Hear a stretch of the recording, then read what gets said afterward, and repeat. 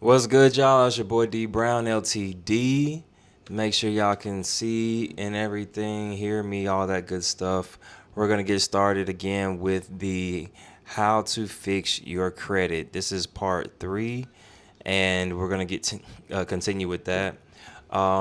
This is, once again, if you haven't heard of my previous videos, I paid $100 on mycreditsystem.com. And if you want the same information, type that website in, create an account, pay $100. I've said this on my last few videos before, and I'll say it again. I'm cheap. I'm really cheap. And I'm just not a person who enjoys paying $100 for anything. However, fixing your credit is worth it. And matter of fact, I'll show y'all something.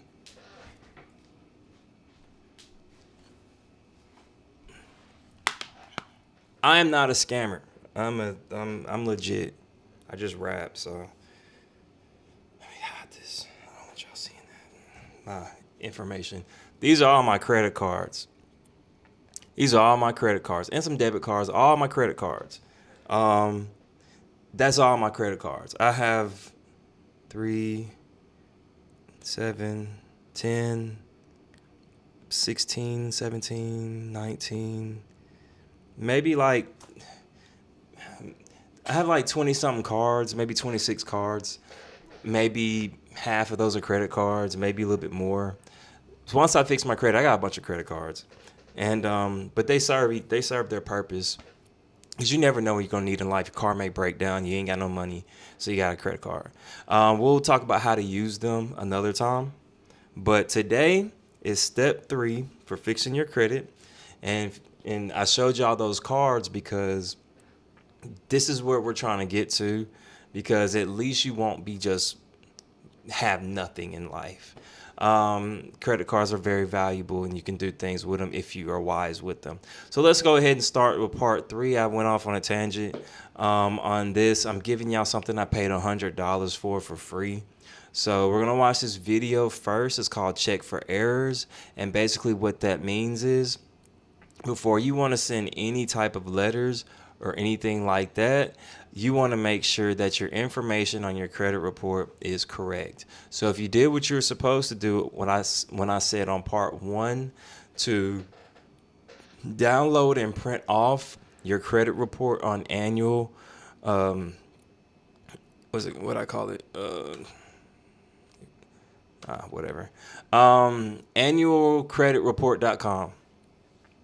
If you did like I said and you printed that off, and if you got your MyFICO, even if you didn't get your MyFICO, but hopefully you did, at least the free version, you'll see that your name is probably misspelled.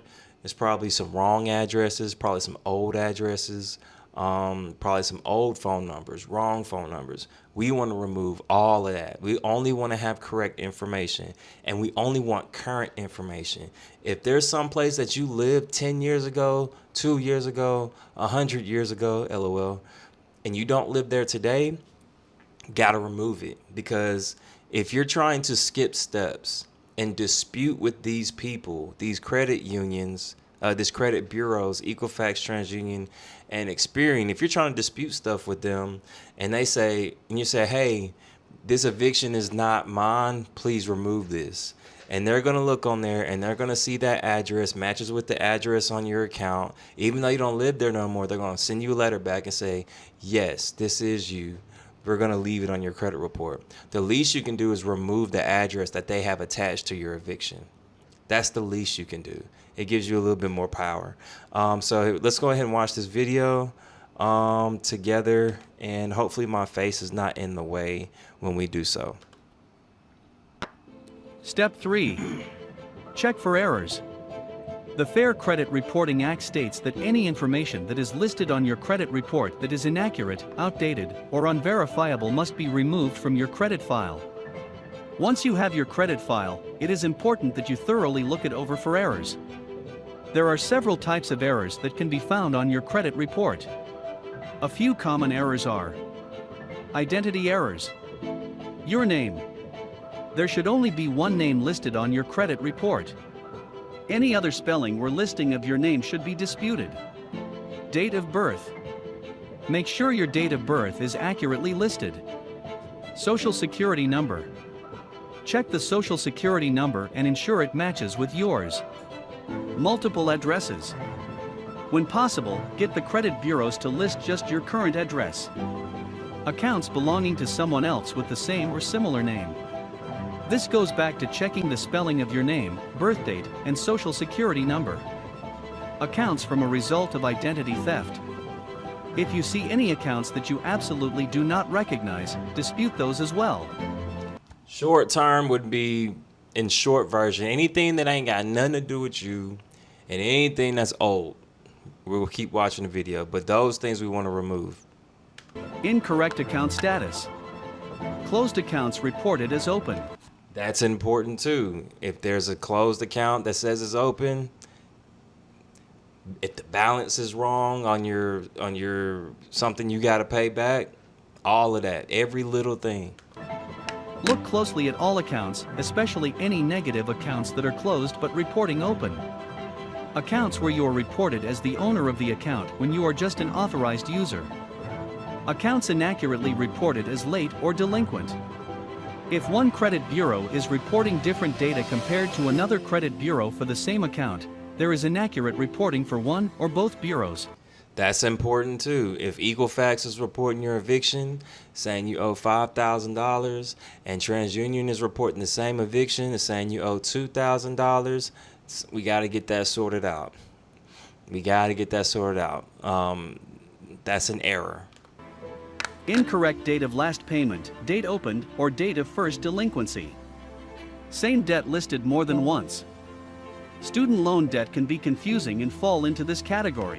I fell into this category with student loans. And student loans, man, they're something serious, man. They'll have, if you owe $50,000 in student loans, they'll break it up in like 7 or 8 different loans. 8,000 here, 2,000 there. Account numbers, you have to match all this stuff up. It's crazy. Make sure you check the account numbers to make sure it is not the same debt. Data management errors. Reinsertion of incorrect information after it was corrected.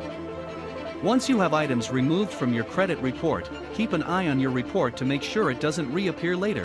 Which is why I said, when it says make sure it doesn't reappear later, this is why printing off your annual credit report is so important.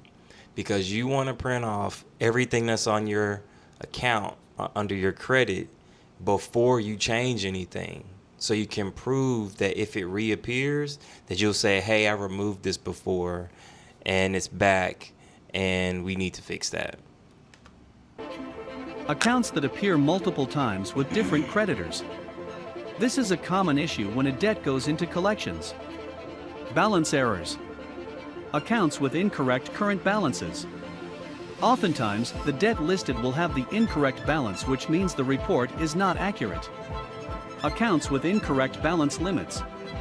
Your credit score can be heavily impacted if your credit limits are listed incorrectly.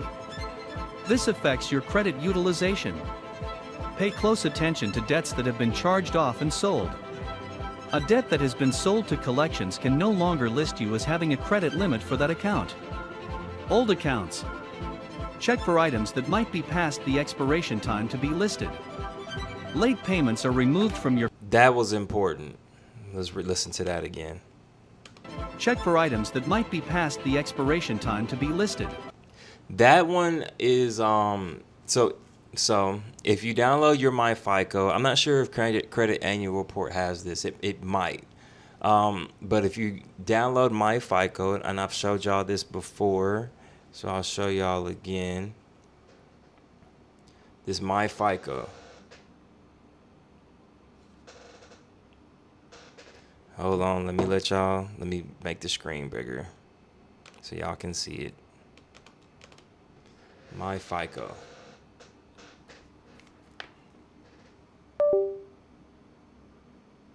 Right there. So, what was that? I forgot. If you have MyFICO, expiration dates. So, if you have MyFICO and possibly on creditannualreport.com, a lot of your debts may have an expiration date, i.e., I don't even know what IE stands for. IE evictions, because evictions are supposed to have like a 7-year expiration. If you get evicted in 2020 and 2021, it's supposed to come off your credit report no matter what. Um, it doesn't mean you don't owe the debt, but it means it'll come off your credit report. But that also means if you didn't call them, or if they called you and you picked up, like if you didn't do any, like if you have an eviction and you want to get this stuff off your credit, do yourself a favor and don't call them. Don't call them. Don't say, yes, this is me, or I owe them. Because if you got evicted in 2020 and it's supposed to expire in 2027, and right now it's year 2025 and you got 2 years left, even if you can't get this off your credit report, even if you're not able to do it with these steps we're going through, you got 2 years left. The least you can do is wait 2 years before you call anybody. And then when the expiration date passes, put a dispute letter in and say this is past the expiration date. Because what happens is if you got evicted in 2020 and it's 2025 and you say, man, I don't want this on my conscience anymore, I'm just going to call them and see if I can pay. And you call them and they say, well, you owe $10,000. And then you say, I don't have $10,000. And they say, well, we'll probably take $6,000 because they like to negotiate. And then you say, well, I still don't have $6,000. And you say, well, there's nothing I can do. And then they hang up, and since it's 2025 and 5 years already passed and you had 2 years left until this was going to come off your credit report, they're going to start over. They're going to reset the date. You was evicted in 2020. It was going to expire in 7 years, 2027. But it's currently 2025, and you called them and you admitted to your guilt. They're going to say, we talked to you in 2025. Your expiration date is now 2032. You just added another 5 years that you have to wait when you only had to wait 2 more. That happened to me. I got evicted from somewhere in 2018, and I was able to get it off my credit report. And I told them this is not me. And they couldn't prove that it was me. And they took it off of my credit report. I was shocked that it actually worked. And then they tried to put it back on. But when they tried to put it back on, I was going to dispute it again. However, the fact that it was 2018 is currently 2025. They couldn't put it back on. Like, they put it back on, but then they like removed it again. Even if they didn't remove it, I was going to say, hey, this isn't me and this is past 7 years. So the 7-year thing can save you. So anyway, that was very important. Let's keep going. Late payments are removed from your credit report 7 years from the original delinquency date. For instance, if you had a late payment in April 2011, the late payment would come off your credit report April 2018, 7 years after the date of the missed payment. Collection or charge off a... I have a bad habit of not showing y'all the screen. Hold on. Here. All right. But y'all heard it, so that's cool. Accounts are removed 7 years from the date of your first missed payment that led to the collection or charge-off status. Bankruptcy records are removed from your credit report between 7 to 10 years depending on the type of bankruptcy. A Chapter 13 bankruptcy should fall off your report in 7 years, while a Chapter 7 is deleted in 10 years. I've never had a bankruptcy, but for the people who went bankrupt, that's for you. That's for you. 7 years and 10 years, depending on which chapter it is. These are just a few categories you should look at when checking your report for errors. All right, so I thought that section was just going to go over like simple stuff, name, address, phone number, stuff like that, old or misspelled, but it's referring to everything, which includes balances, expirations, all that different types of stuff. They actually have PowerPoints. I didn't know that. But check for errors. So if you printed it out, probably make some copies of your My Annual Credit Report and like mark it with a pen if you want to. But My Annual Report is kind of messy. It's so much stuff on there. So that's why I always say My FICO app. Pay for the premier. It's like $40, something like that. If you just want to do a one-time payment of $40, you can, and cancel it.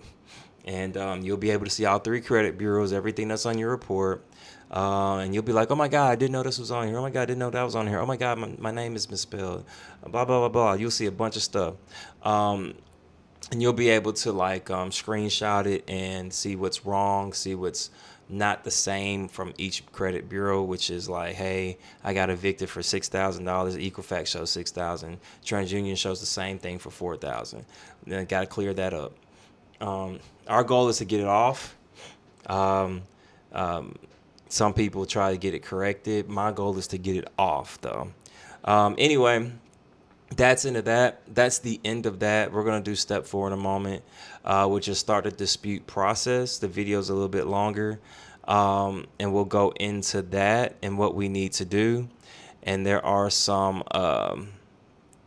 letters that we'll have to look over as well. Okay, so I appreciate y'all for listening and everything like that. Once again, it's your boy Dee Brown LTD, Instagram, all that good stuff. Our selfless plug. Let's go. Let's go. Let's go. Let's go. Let's go.